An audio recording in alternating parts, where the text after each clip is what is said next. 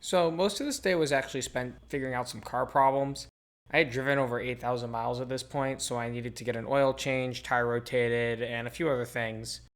I was actually having some issues with the car, but I was able to get them figured out. Turned out it was just a dirty fuel injection line from driving so much, and I just put a quick product in and it cleared it out for me. Afterwards, I went to the art museum, which was pretty cool. Minneapolis actually has a very nice art museum with a lot of cool pieces. While the bulk of the collection was actually Chinese and Japanese art, I mainly focused on the classical European art just because that's what my tastes are. But the Japanese and Chinese art was very good as well.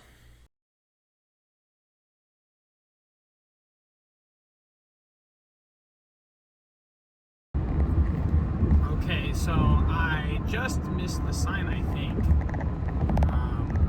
Oh, no, here it is, up on the right. All right, I have just entered Wisconsin, which makes that, oh shoot, what state is that? I think 17, maybe 16. I'm gonna go with 17. State 17 of the trip. Very exciting, getting near the end here. I think after this, Michigan's the only other state I'm going to be going through that I didn't go through on my way out. And that will be state number 18 and the final new state for the trip. And I'll actually be entering that later today. But on the way up, I'm stopping at a nice train museum. And I'm also going to see some lighthouses. Oh, I forgot to do the good morning thing too. So we're at about 88,000 miles right now. We'll see where we're at the end of the day. After a quick stop to buy some cheese curds, I ended up at Green Bay, Wisconsin, and the National Rail Museum. The museum was awesome. It had some classic express drum heads before going into a shed with some pretty rare, at least in the United States, foreign locomotives. They had the General Eisenhower, which was General Eisenhower's personal train during the Second World War, and after the war got given to the United States as a gift. They had a train from Korea, which is very rare to see in the United States. This is probably the only one. Generally, there's not a lot of foreign rolling stock in the United States, just generally. And the Merci car, which was part of the Merci train, which was given to the United States in the 1940s to say thanks for all the help it gave to France during the Second World War. The train consisted of 50 French train cars filled with gifts from the French people to the American people, and each state was given one of the cars. This one is Wisconsin's. In addition, they had some real American rarities, such as the Aero train and the GG1. And something particularly interesting, which I've never seen before, was this powered tender. This was to kind of give the locomotive extra starting and stopping power when it was, starting up. Not very common. I've never seen one of these before. Apart from that, just had some classic American train rolling stock, lots of steam engines, and some cool passenger cars. After the museum, I started driving north, making a few stops at several lighthouses.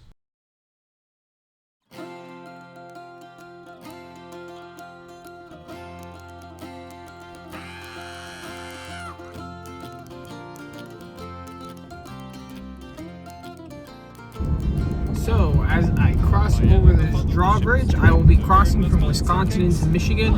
State number, oh man, I've lost count at this point, 18. Very exciting.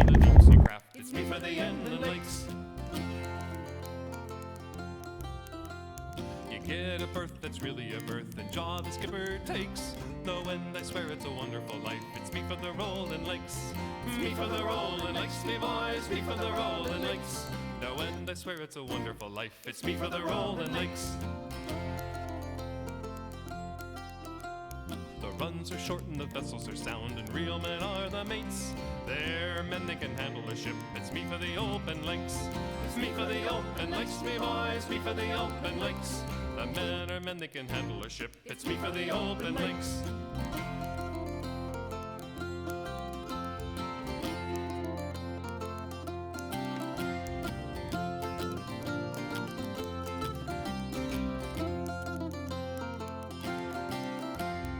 Gales may blow and the seas run high and the leaves for the country takes. But our quarters are warm and the grub is good. It's me for the Rolling Lakes.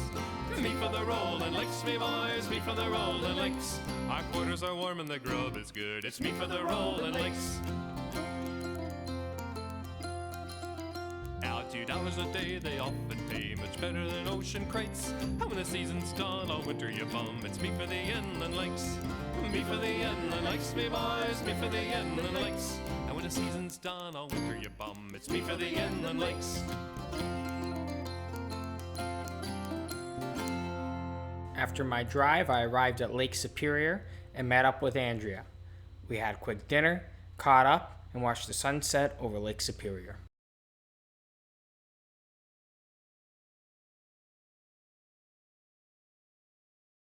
We spent our 4th of July, the only nice day the entirety of the year in the UP, exploring the pictured rocks. We did what should have been like a 12-mile hike that ended up being closer to 15. It started with a nice relaxed walk through a classic tranquil northern Michigan forest before making it to the cliffs. The cliffs were gorgeous, and you know what? I'll just let the pictures do the talking.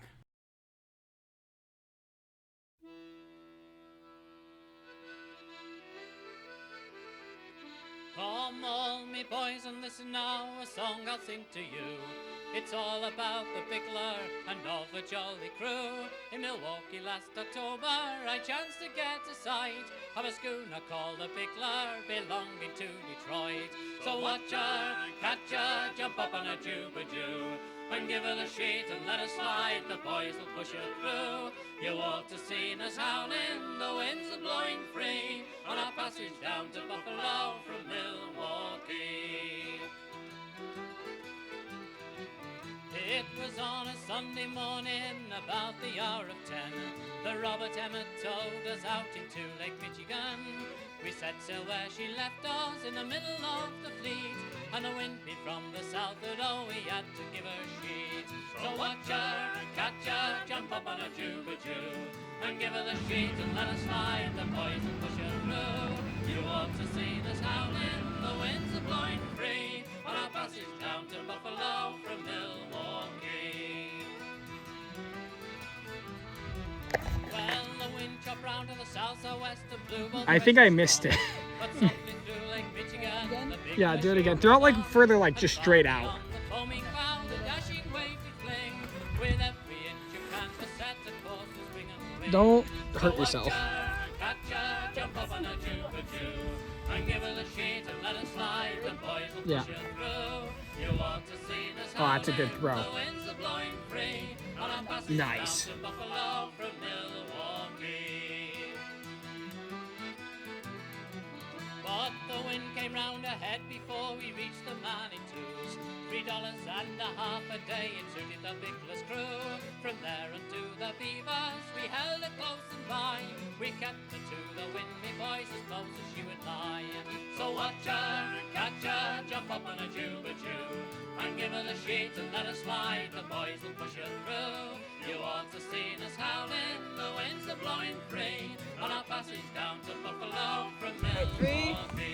2, 1.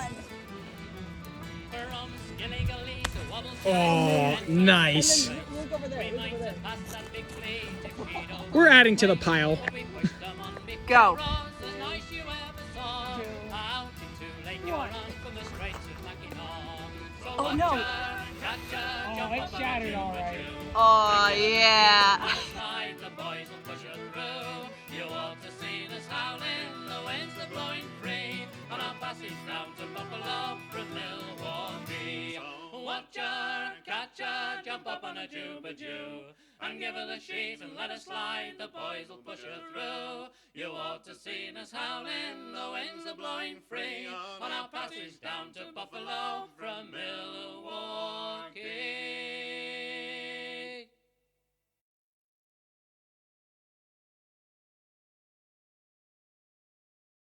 We started our day with another hike along the seashore. We hit Castle Rock pretty early in the morning. This day was a lot colder than yesterday, with yesterday being about 85 degrees and sunny. Today was closer to 55, and the cold weather meant that fog was blowing in off the lake. After we got past Castle Rock, the rest of our hike was mainly in the fog. This added a cool, dramatic, and slightly spooky atmosphere as we went along the coast. Towards the end of our hike, we saw a very nice waterfall. After our hike, we went into town and saw the local lighthouses, before headed to a boat with a glass bottom to take a shipwreck tour. The glass bottom boat tour took us out into Munising Bay. Our first stop was the shipwreck Bermuda, which was a sailing ship that wrecked in 1870 in a storm due to being overloaded with iron ore. After, it took us around the East Channel Lighthouse. The lighthouse is long abandoned and in decay. The weather out on the bay was cold and windy, and me and Andrew were very cold. It felt more like early spring rainstorm than it did summer. We went on to some sea cliffs and sea caves, which had some beautiful deep green clear water surrounding them. An absolutely gorgeous sight. Fish, it's a school of fish. Look at all the fish.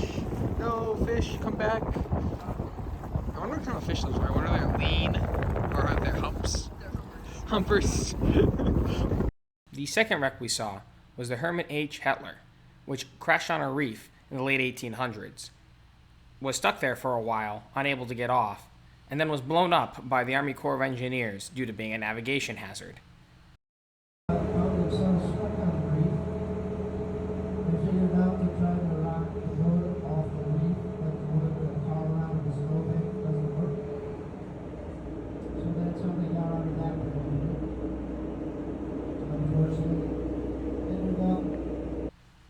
This ship, due to its explosive demise, was scattered all over the sea floor.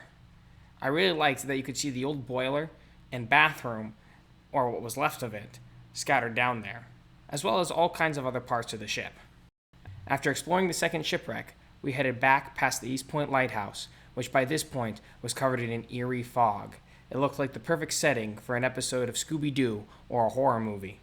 Then we returned to port, headed back to the campsite, played some chess, and called it a day.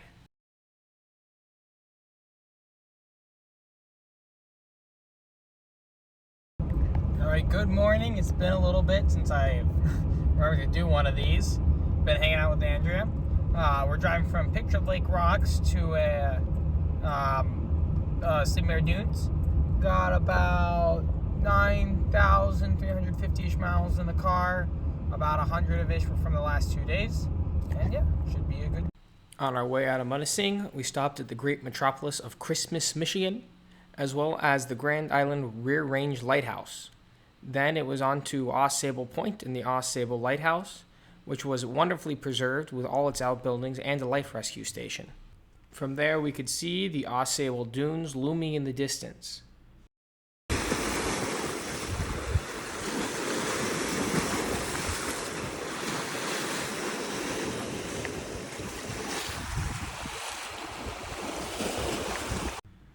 Walking back along the beach, we saw two shipwrecks, the Sitka and the Mary Merritt.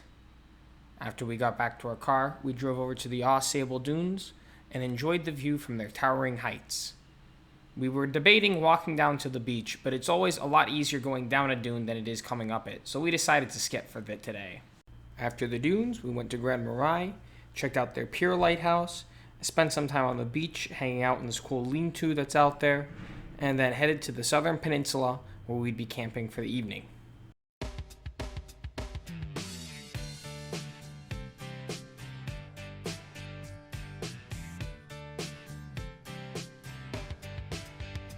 It was 1989, my thoughts were short, my hair was long, caught somewhere between a boy and man. She was 17 and she was far from in between. It was summertime in northern Michigan.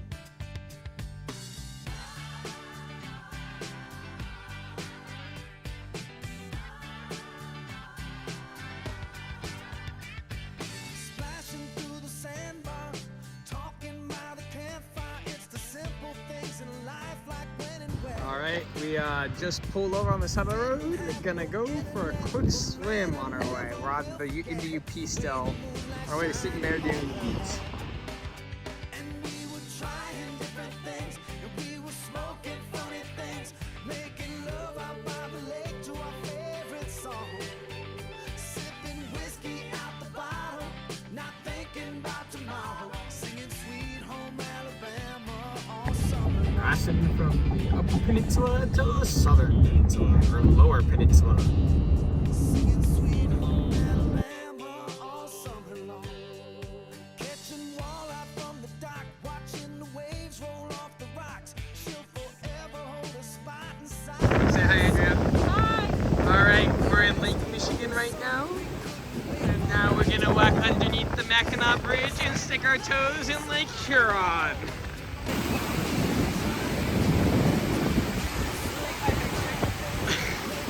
Alright, we're under the bridge. We're in both at the same time. And now we're going to walk to Huron.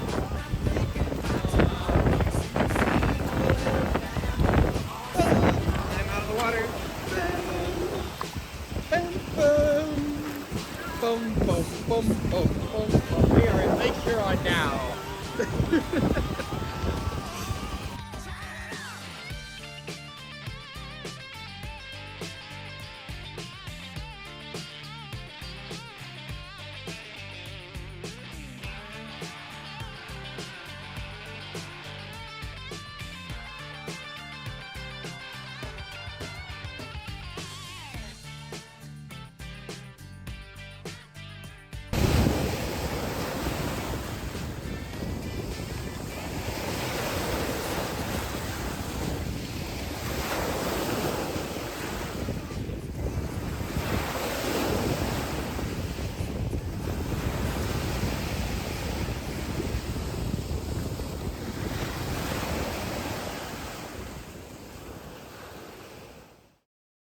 The dunes hold a special place in my heart. They're the first place I became aware of natural beauty. Coming here as a kid, I remember climbing the dunes and gazing out at the endless desert-like expanse of sand with the cerulean blue of Lake Michigan poking out in the far distance, and for the first time in my life, being in awe at God's handiwork. The dunes today are much like I remember them. They are steep and hot, with every 2 steps forward feeling like you are sliding back 1 step in the shifting sands. The lake is just as beautiful as I remember it too. We walked along the shore for a while, collecting rocks and encountering small ruins of ancient shipwrecks. It is fitting that my last true stop of the trip was at the dunes. It is where my love of nature and the outdoors started, which this trip has been the culmination of. So there is no fitter ending than a revisit of where it all began. After the dunes, we started driving to Detroit to spend the night with Andrea's boyfriend, Ryan. The drive was bittersweet. Though I wasn't home yet, my trip was coming to a close.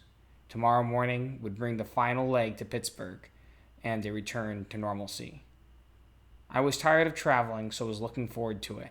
Yet at the same time, it was impossible not to realize how blessed I was to take this trip and how transformative of an experience it had been.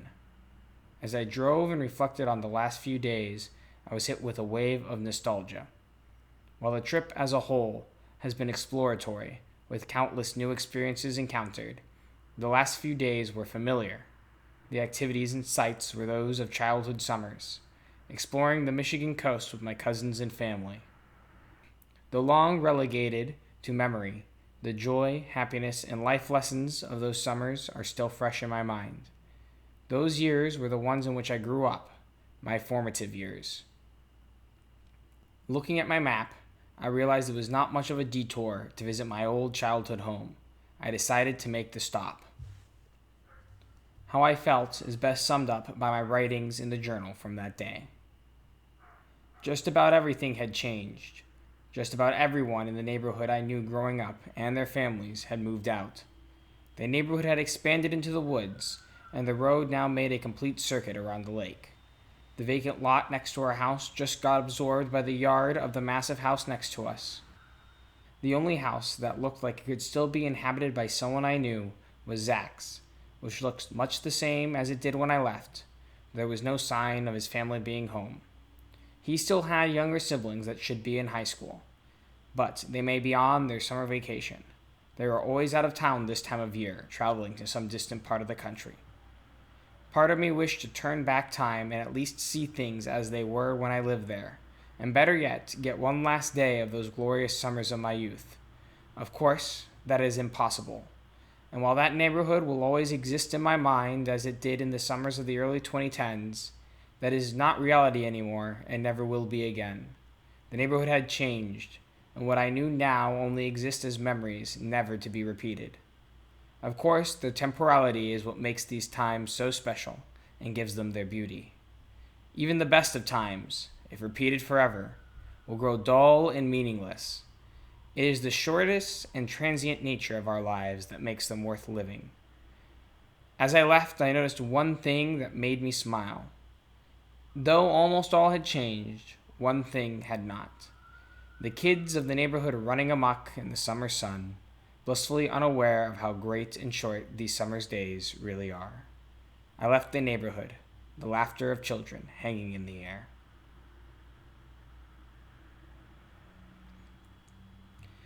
I continued driving and made it to Ryan's house in a few hours. We had a great dinner and broke into their wine collection, enjoying a wonderful 1990 Moulin Rouge, a rare treat and a fitting way to round out the trip. We talked late into the evening, catching up and reminiscing on old times, before all heading to bed.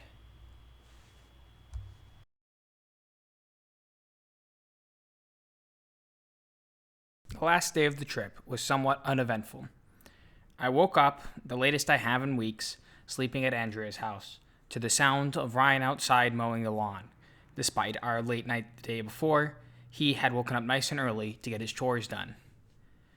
After a quick breakfast, I joined them in their chores, helping them to put up this awning over their hot tub. Afterwards, we celebrated by enjoying the hot tub. Then I took a quick shower, got dressed, and hit the road. I was supposed to hit Cuyahoga National Park on the way home, but I was tired and it was raining, so I decided to skip it and just power straight through. As I drove, a wave of emotions hit me. The emotions were bittersweet.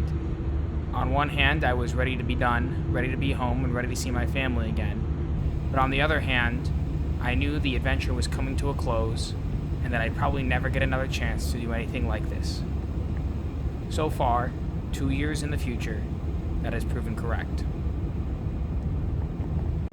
This really was the adventure of a lifetime. I learned so much about my country and about myself over the last 2 months. Life had been given a new meaning and purpose put into perspective. I knew what I wanted to do going forward, and I learned a very important lesson. The best part of this trip was not the beautiful places or even the adventures, but the people I spent it with. All the people who made an effort to come out and visit me and live with me in my van for a period of time as we explored America. I have made it home. I have unpacked.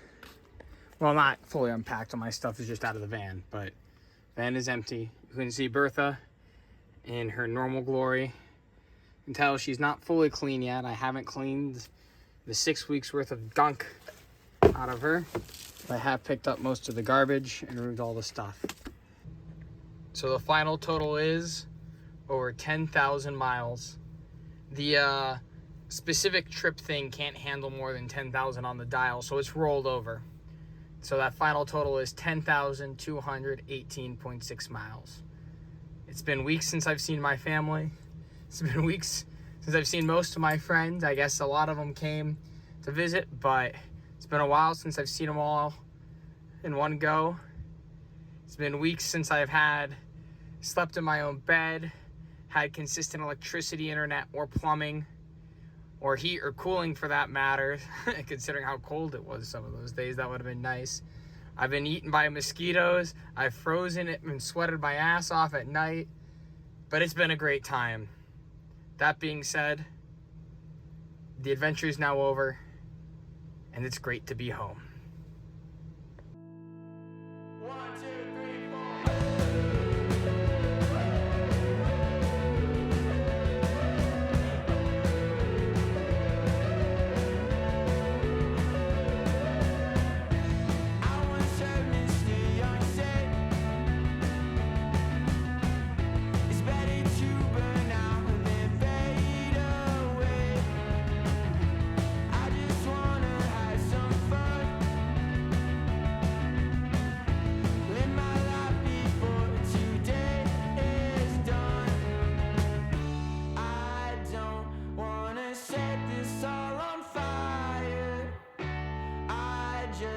wanna